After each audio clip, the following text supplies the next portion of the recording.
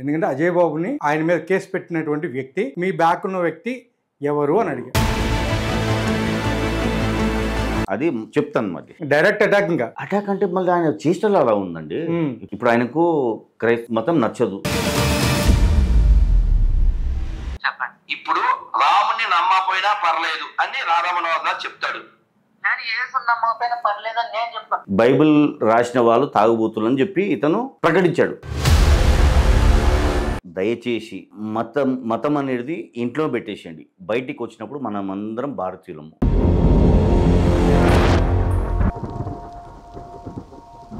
Hi hello నమస్తే, నేను మీ anchor Nagendra. Welcome to Aira media. ఈరోజు మనం ఒక మంచి స్పెషల్ గెస్ట్ తోటి మళ్ళీ ఐరా మీడియాలో ఒక ఇంటర్వ్యూ చేయబోతున్నాం. ఆ గెస్ట్ ఎవరో కదండి, జోసెఫ్ ఆరోగ్య గారు అని చెప్పి ఆల్రెడీ మీకు తెలిసే ఉంటుంది. అజయ్ బాబు అంటే చాలు మీకు అర్థమైపోద్ది. ఎందుకంటే అజయ్ బాబుని పోలీసులకు పట్టించింది అండ్ ఆయన మీద కేసు పెట్టినటువంటి వ్యక్తి. బట్ ఈరోజు కూడా ఒక సంచలనమైనటువంటి ఒక నిర్ణయం తీసుకున్నారంట. ఆ నిర్ణయం ఏంటి, అసలు ఎందుకు తీసుకోవాల్సి వచ్చింది, అవన్నీ విషయాలు కూడా ఆయన అడిగి తెలుసుకుందాం. వెల్కమ్ టు ఐరా మీడియా అండి. జోసెఫ్ గారు, నాగేంద్ర గారు ఎలా ఉన్నారు? బాగున్నానండి. ఏంటండి విశేషాలు? అసలు డే బై డే అసలు మిస్ అయిపోతున్నారు, కంటికి కనిపించలే ఇన్ని రోజులు. ఏదైనా బాంబే బ్లాస్టింగ్ ఉందా మళ్ళీ? అలా ఏం లేదు. మీరు కూడా అడిగారు లాస్ట్ టైం నెక్స్ట్ ఎవరు అని చెప్పి. నెక్స్ట్ ఎవరు అనేది కాదండి, నేను అడిగింది అజయ్ బాబుని లోపల పోయడానికి గల కారణం మీ బ్యాక్ ఉన్న వ్యక్తి ఎవరు అని అడిగా. అది చెప్తాను మరి. Okay okay. కానీ అందులోనే చాలా మంది అడిగారు నెక్స్ట్ ఎవరు అంటే ఇదే లాస్టా, లేకపోతే లాస్ట్ అనేది ఉండదు. ఎందుకంటే ఎవరైతే సమాజాన్ని చెడగొడతారో, ఎవరైతే మతాలలో చిచ్చు పెడతారో, మత విద్వేషాలు రెచ్చగొడతారో, సో అలాంటి వాళ్ళు ఖచ్చితంగా ఏమవుతుందంటే వాళ్ళు రెచ్చగొడతారు, చిచ్చులు పెడతారు. ఎంత భయంకరంగా పెడతారంటే ఇప్పుడు వాళ్ళు పెట్టిన తర్వాత ఇంకొకరు స్పందిస్తారు, ఖచ్చితంగా దానికి ఆన్సర్ ఇస్తారు. మళ్ళీ ఆన్సర్ వాళ్ళకి కాదు ఇచ్చేది, సమాజంలో ఆన్సర్ వస్తుంది. అంటే ఆన్సర్ ఏంటి? కొట్టుకు తాగడం. ఇలాంటి వాళ్ళు చిచ్చు పెట్టే క్రమంలో సమాజం బగ్గుమంటుంది. అంటే ఇప్పుడు మీరేమంటారు, ఎవరైతే ఇప్పుడు సమ్ హైందవ ప్రతినిధులు కావచ్చు, లేకపోతే ఎవరైనా క్రిస్టియన్ ప్రతినిధులు కావచ్చు, ఎవరైనా సరే సాధారణటువంటి సగటు మానవాళ్ళని చాలా ఇబ్బందులకు గురి చేస్తున్నారు. ఇప్పుడు చిన్న ఎగ్జాంపుల్ చెప్పేస్తాను. ఇతను ఉన్నాడండి, ఇతను ఒక మతస్థుడు, ఇతను ఉన్నాడు ఒక మతస్థుడు. ఇతన్ని తిడితే, పర్సనల్గా తిడితే మీరు రారు, మేము రాము, అవునా కదా?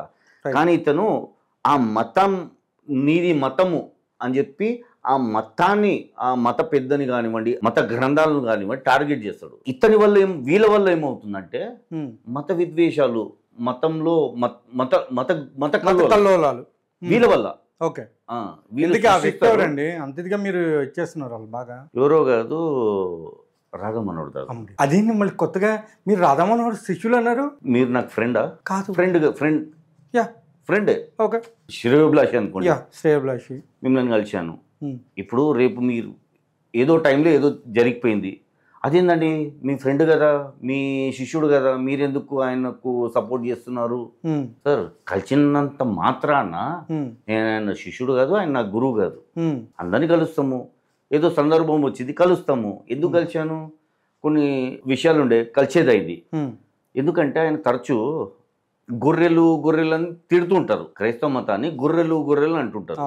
నాకు బాధ అనిపించింది, వెళ్ళి కలిశాను. అంటే మా ఫ్రెండ్ ద్వారా కలిశాను. కలిసిన తర్వాత మాట్లాడాను, గురువు అన్నాను. ఎందుకంటే నాకు తెలియదు, ఆయన మాంక్ అనుకున్నాను. మాంక్ అంటే ఈ ఇస్కాన్లో కొందరు అలాంటి మాంక్ అనుకున్నాను.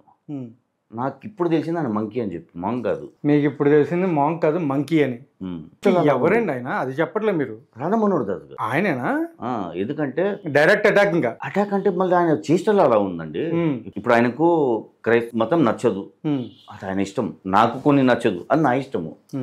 కానీ నీకు నచ్చంది సమాజంలో రుద్దడము తప్పది. నువ్వు ఏం చేస్తున్నావు? హేట్రెడ్ ప్రమోట్ చేస్తున్నావు. హేట్రెడ్ అనే దాన్ని ప్రమోట్ చేస్తున్నావు. నువ్వు అందరికి వెళ్ళి ప్రతి ఇంటిలో, రైల్వే స్టేషన్లో, బస్ స్టాండ్లో, సినిమా హాల్లో వెళ్ళి క్రైస్తవ మతాన్ని మీద బురద జల్లుతున్నావు. నీకు హక్కు ఉంది, ఆలోచించే హక్కు ఉంది, మనసులో పెట్టుకోవాల్సిన హక్కు ఉంది. కానీ బయట దాన్ని స్ప్రెడ్ చేసే హక్కు లేదు నీకు. హేట్రెడ్ స్ప్రెడ్ చేసే హక్కు లేదు నీకు. అయితే ఇతను ఏం చేస్తున్నాడు, హేట్రెడ్ ప్రమోట్ చేస్తున్నాడు అన్నమాట ఒక మతాన్ని గురించి. ఆ క్రమంలో చాలా దురుసుగా మాట్లాడేశారు. ఈవెన్ యేసుప్రభు విగ్రహాల పైన కూడా టాయిలెట్ గురించి అది మనం మాట్లాడదు. అసలు ఆయన మత పెద్ద ఎవరంటారో నాకు తెలియదు. అసలు ఆయన మత బోధకుడు ఇలాంటి మాట మాట్లాడరు. ఇప్పుడు నేను కూడా చాలా మంది చూశానండి, పాస్టర్లను చూశాను. చాలా మంచి వాళ్ళు చాలా మంది ఉన్నారు, కొందరు చీడపొడుగులు ఉన్నారు. అలాగే కాషాయం వేసుకున్న వాళ్ళు కూడా చాలా మంది మంచోళ్ళు ఉన్నారు. అందులో ఇలాంటి పురుగులు కూడా ఉన్నారు. అయితే ఇంతగా దురుచుగా మాట్లాడే మనిషిని ఫస్ట్ టైం చూశాను. ఎందుకంటే ఈయన ఏం చేస్తాడు, ఇతను ఇలాంటి వ్యాఖ్యలు చేస్తాడు, మళ్ళీ ఇంకొకరు కూడా చేస్తారు కదా, ఇతను చూసి దాని జవాబు ఏంటిది, మళ్ళీ ఇలాంటి జవాబులే వస్తుంటది. ఇక్కడ అంతమనేది ఉండదు, అరికట్టేది అనేది ఉండదు, స్టాప్ చేయాలి. అయితే అది బాధగా అనిపించింది. ఎందుకంటే ఇతను క్రిస్టియన్ మతంలో నన్స్ ఉంటారు. వాళ్ళు ఏం చేశారు నీకు? ఓకే, ఇప్పుడు నన్స్ అంటే బ్రహ్మ జరిగింది. అట్లా అది ఎప్పుడు జరిగింది? ఆ విషయం వాళ్ళని కూడా దూషిస్తుంది. అదే నన్స్ విషయంలో ఏ రోజు దూషించారు అంటే పలానా మంత్ డేట్ ఏమైనా ఉందా? వీడియో క్లిప్ చూస్తుంది. అంటే ఎన్ని రోజుల కింద? సరే ఇస్తాను మీకు. ఓకే, ఈ క్వశ్చన్ వేసేటప్పుడు ఇటువైపు మనవాడు ఏం చెప్పంటే, నన్స్ ఉంటారు కదా, ఈ నన్స్ అందరూ ఏమని చెప్పి నన్నగా మారతారు అని అడిగారు. ఏమని చెప్తారు నన్సు?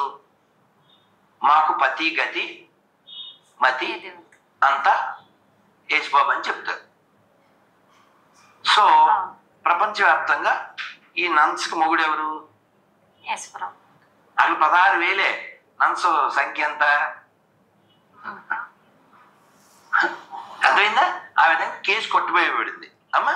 సో ఇంకోటి ఏంటంటే వీళ్ళకి ఎథిక్స్ లేవు. ఫస్ట్ పాయింట్, ఎథిక్స్ అంటే ఏంటి? ఎథిక్స్ అంటే ఏంటమ్మా?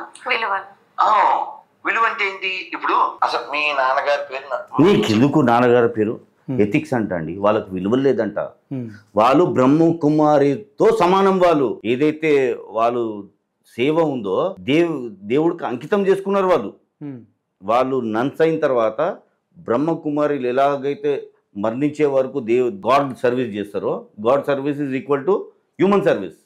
అయితే అలాంటి వాళ్ళని ఇతను ఇంత విన్నారు కదా, నేను మాట్లాడలేను ఇంకా. ఓకే, మీరు చెప్పిన దాని ప్రకారం అంటే God service equal to human service కదండి, human service equal to God service.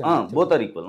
Okay, both are not equal అండి, ఇట్స్ డిఫరెంట్. కానీ ఇక్కడ ఏంటంటే బ్రహ్మకుమారిలు అనేది కూడా ఒక ఫ్రాడ్ థింగ్ అని చెప్పి ఆల్రెడీ వీడియోస్ కూడా రావడం జరిగింది. అండ్ దానిని హైందవులే దాన్ని ఖండించడం కూడా జరిగింది. ఉన్నారు ఇప్పుడు.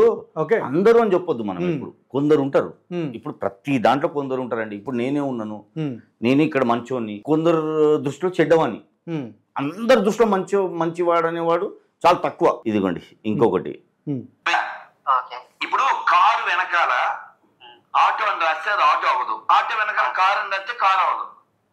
బ్రహ్మానందం గారి వీపు వెనకాల టీ షర్ట్ మీద ప్రభాస్ అని రాస్తే ఆయన పొడుగు అవ్వడం కాదండి. అలాగా పరిశుద్ధం అని రాసిస్తే అశుద్ధం పరిశుద్ధం అయిపోతుందా? ఒక మాట అండి, ఒక మాట చెప్పండి సార్, వింటాను సార్. ఇది మనుషుల ద్వారా రాయబడిన గ్రంథము బైబిల్ అంటున్నారు. తాగుబోతులు సార్ 44 మంది, ఎవరికి ఏంటి ఇప్పుడు 3 వచ్చి రాశారు. చెప్పండి. మరి వాల్మీకి తాగుబోతులు అంటారా లేకపోతే విచారు అంటారా? ఏమన్నా కాదు సార్, వాల్మీకి కాదు సార్. ఇప్పుడు సార్ మీ మాట నేను విన్నాను. ఇప్పుడు రాముని నమ్మపోయినా పర్లేదు అని రాధామనోహర్ చెప్తాడు. నేను యేసు నమ్మకపోయినా పర్లేదని నేను చెప్తాను. ఏం చేశాడండి? బైబిల్ రాసిన వాళ్ళు తాగుబోతులు అని చెప్పి ఇతను ప్రకటించాడు, అతన్ని దూషించాడు. అంటే హిందూ మతాన్ని ఏదైతే రామాయణం ఉందో వాల్మీకి రాసింది అతను దిట్టించాడు కదా ఇతను, డైరెక్ట్గానే. ఇండైరెక్ట్ కూడా కాదు, డైరెక్ట్ అని దిట్టించాడు. ఇప్పుడు మీరు చెప్పే విధానం నాకు అర్థమైంది ఏంటంటే అసలు అండం ఎందుకు, అనిపించడం ఎందుకు, ఇతను అనడం ఎందుకు, వేరే వాళ్ళతోటి అనిపించడం ఎందుకు? ఇక్కడ టార్గెట్ చేసేది క్రిస్టియానిటీ ఒక్కటే కాదు, హిందూ మతాన్ని కూడా టార్గెట్ చేశాడు ఇతను. అంటే హిందూ మతాన్ని టార్గెట్ అంటే ఇప్పుడు హిందువుల్ని వాళ్ళు తిట్టడం వల్ల వాళ్ళ మీద ఒక విధమైన భావన వచ్చి వాళ్ళని హేట్రేట్ చేసుకునేటువంటి అవకాశం ఉందని మీరు చెప్తున్నారు. చూశారు కదండి, ఇప్పుడు క్రిస్టియన్ మతాన్ని దూషించాడు ఇతను. అక్కడ ఆపోజిట్ లో ఎవరైతే ఉన్నారో వాళ్ళు thank you God bless you అని చెప్పలే కదా. అవును, రిటర్న్ ఏమన్నారు? హిందూ మతాన్ని తిట్టాడు కదా. అవును, తిట్టించింది ఎవరు? మత పెద్దైనా ఇలాంటి పనులు చేస్తాడా? ఏ మత పెద్దైనా ఒక్కరిని చూపించండి, ఒక్కడే ఉన్నాడు ఇతను. ఎవరు చేయరు. ఇస్కాన్ నాకు కూడా తెలుసు అండి, చాలా ఎట్లుంటారంటే ఇస్కాన్ ప్రభులు తెలుసు నాకు. వాళ్ళు ఏదైతే బోధిస్తారో ఇతర మతం గురించి మాట్లాడరు, ఇతర మతం గురించి వాళ్ళు అసలు మాట్లాడినా కానీ కొందరు ఒక చిన్నదో ఏదో ఎగ్జాంపుల్ ఉన్నది చూపిమంటారా? చూపించండి. ఒకటే నిమిషము. జీసస్ పుట్టినప్పుడు అరేబియన్ రాజులు ముగ్గురు చేరారు అక్కడ. ఆ చంటి బిడ్డను చూచి చాలా ఆనందించి తిరిగి వెనుకకు వచ్చే సమయం లోపల ఒక రాజు మేరీతో చెప్పాడు, అమ్మా, నీ గర్భమునందు భగవంతుని ప్రేమించేటువంటి వాడు పుట్టాడు అన్నాడు. అతను చెప్పి తిరిగి వెళ్లే సమయంలో రెండవ రాజు వచ్చాడు, అమ్మా మేరీ, నీ గర్భములో పుట్టినటువంటి కుమారుణ్ణి భగవంతుడు ప్రేమిస్తాడు, భగవంతుడి చేత ప్రేమింపబడేటువంటి కుమారుడు నీకు జన్మించినాడు అని చెప్పాడు. మూడవ రాజు వచ్చి, అమ్మా మేరీ, భగవంతుడు వేరు, నీ కుమారుడు వేరు కాదు, ఇరువురు ఒక్కటే అనేటువంటి సందేశాన్ని ఇచ్చి వెళ్ళాడు. ఈ మూడింటి యొక్క అంతరార్థాన్ని గుర్తించి వర్తించినప్పుడు సత్యం అనేటువంటిది మనకు సుస్పష్టంగా గోచరం అవుతుంది. భగవంతుని ప్రేమించేటువంటి యొక్క మానవుడు మెస్సెంజర్, భగవంతుని చేత ప్రేమింపబడేటువంటి వాడు సన్ ఆఫ్ గాడ్. ఏకత్వాన్ని గుర్తించినటువంటి మానవుడు తండ్రి కుమారుడు ఒక్కటైనటువంటి వాడు. దీనిని messenger of God, son of God, father and son are one అనేటువంటి మూడు భాగములుగా జీసస్ పుట్టినప్పుడు అరేబియన్ రాజులు ముగ్గురు చేరారు అక్కడ. ఇప్పుడు ఇతను ఎక్కడన్నా ఇతర మతాల్ని దూషించినట్టు లేదా వాళ్ళకు వ్యతిరేకంగా మాట్లాడినట్టు ఏమనుందా? ఏమీ లేదు. Peace message. ఇతను కాషాయం వేసుకున్నాడు, మరణించారు పాత వాళ్ళు, అయితే ఇతను కాషాయం వేసుకున్నాడు. ఇద్దరికి వేరియేషన్ చూడండి ఎంత ఉందో. పుట్టపర్తికి మొత్తం కూడా చెప్పాలి అంటే ఒక దేవుళ్ళలాగా పుట్టపర్తికి చాలా మంది కూడా ఆయన అవమానిస్తారు, కొంతమంది పూజిస్తారు కూడా. అందులో ఎలాంటి నేను ఇక్కడ ఎవరిని కానీ promote చేయనీకి నేనేమంటున్నా అంటే ఇక్కడ మీరు ప్రమోట్ చేయడానికి కాదు, ఇక్కడ నేను చెప్పేది ఒక ఎగ్జాంపుల్ చూపిస్తున్నా. ఇప్పుడు ఏంటంటే ఆయనైనా లేకపోతే ఈయనైనా ఎవరైనా కానీ మనుషులకి అభద్రతా భావాన్ని కలిగించకూడదు. ఎక్సలెంట్. ఇది అంటే లేనిపోనిది. ఓకే, నీకు నచ్చదు, అది నీ ఇష్టము, వ్యక్తిగతము, నీకు అన్ని నచ్చకపోవచ్చు, కానీ అది ఇతరులకు నచ్చకుండా చేసేదాన్ని ఉన్మాదము అంటారు. ఇది ఇతను చేసే పనులు. అదే ఉన్మాదము ఏ క్రైస్తవులు ఎవరు చేయట్లేదు అంటారా? ఎవరున్నా సరే ఉపేక్షించేది లేదు. ఓకే, అంటే ఇప్పుడు మీరు క్రైస్తవుల మీద కూడా ఆల్రెడీ ఉక్కుపాదం పెట్టబోతున్నా అంటారు సార్. ఎవరైనా సరే, ఇక్కడ నేను మీకు చెప్పను క్రైస్తవులా హిందువులా అని చెప్పాను అప్పుడు జస్ట్ వెయిట్ అండ్ వాచ్. ఇక్కడ ఒక మనిషి వల్ల, ఒక మత పెద్ద వల్ల ఉండొచ్చు, లేదా మినిస్టర్ ఉండొచ్చు, ఎవడన్నా ఉండొచ్చు, వాళ్ళ వల్ల ఏదైనా ఘర్షణ జరిగింది అనుకోండి, వాళ్ళ వల్ల సమాజం కొట్టుకొస్తుందంటే ఖచ్చితంగా వాళ్ళు, ఎందుకంటే వీళ్ళ వల్ల ఇతరులు, ఇప్పుడు కొందరు పరిచయం ఉండకపోవచ్చు, కానీ వీళ్ళ వల్ల ఏమవుతుంది, ఆ పరిచయం కాస్త స్నేహితులు దూరం అయిపోతున్నారండి వీళ్ళ వల్ల.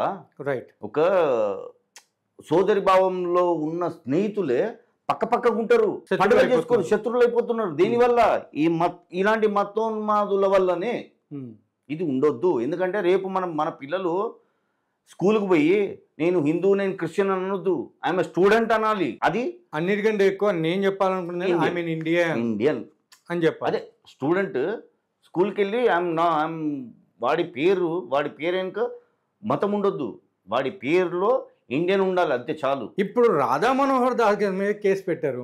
సో దీని వెనకమాలు కూడా ఆ పెద్ద మనిషి ఉన్నారంటారా? ఉన్నారు, 100% ఖచ్చితంగా ఉన్నారు. ఓకే, సో మరి నెక్స్ట్ మన మీట్లో ప్రతిదీ రివీల్ చేసే ఛాన్సెస్ అయితే ఉన్నాయా? ఉన్నది 100%. నమ్మొచ్చా? వీడియో పరంగా అడుగుతున్నాను మిమ్మల్ని, ఎందుకంటే లాస్ట్ టైం మీరు నాకు చెప్పారు నెక్స్ట్ సెకండ్ ఇంటర్వ్యూ నేను వస్తాను, ఆ రోజు మొత్తం చెప్పేస్తాను అని చెప్పారు. ఆ తర్వాత నేను ఫోన్ చేశాను, బట్ యూఆర్ బిజీ అని చెప్పారు. బట్ మీరు వస్తా అన్నారు. నేను వచ్చాను కదా. వచ్చారండి, కానీ మీరు వేరేగా వచ్చారు కదా. కానీ ఆ విషయం చెప్పడానికి రాలే కదా. చూడండి, ఐ విల్ వెయిట్ అండి, but next interview will rock. ఎవరైనా సరే దయచేసి మతం అనేది ఇంట్లో పెట్టేసేయండి. బయటికి వచ్చినప్పుడు మనమందరం భారతీయులము, మనమందరం మనుషులము, ఫస్ట్ మనుషులము, నెక్స్ట్ భారతీయులము. కేవలం చర్చికి వెళ్ళినా, గుళ్ళకు వెళ్ళినా, ఇంట్లో ఉన్నప్పుడే మనకు మతం. మన మతాన్ని ఇతరులకు రుద్దకండి దయచేసి. ప్రతి ఒక్కరికి ఒకటే రిక్వెస్ట్ చేసేది ఏంటంటే, ఎవరైనా సరే ఈ మత పెద్దలు, మతోన్మాదులు కొందరు ఉంటారు, ఏ మతమైనా సరే, ఇటు క్రైస్తవం కానివ్వండి, హిందువులు కానివ్వండి, ఇతర మతాలను దూషించే వాళ్ళను మీరు ప్రోత్సహించకండి ప్లీజ్. వాళ్ళకు తొత్తులుగా మారకండి, వీలైతే వాళ్ళని నిలదీయండి. ఇది నా రిక్వెస్ట్. జోసెఫ్ గారు, thank you so much. But I'm waiting అండి నెక్స్ట్ ఇంటర్వ్యూ. డెఫినెట్లీ మన ఐరా మీడియాలో నెక్స్ట్ మన జోసెఫ్ గారి ఇంటర్వ్యూ నాకు తెలిసి అది నా భూతో నా భవిష్యత్తు అన్నట్టు అనుకుంటున్నాను నేను. మరి ఇప్పుడు ఆయన ఆ రోజు రావాలి, మనం చేయాలి కాబట్టి will wait and watch. Anyway, జై హింద్.